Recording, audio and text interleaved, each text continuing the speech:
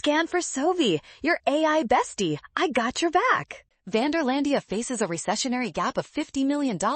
Y F minus Y1 equals 550 minus 500. At the intersection of AD and SRAS, located to the left of the vertical LRS curve at YF.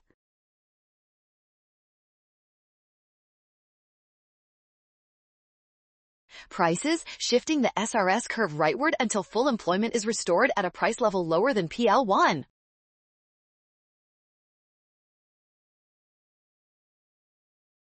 One over 0.2 equals 5. To close the $50 million gap, government spending must increase by $10 million. 50 divided by 5 equals 10.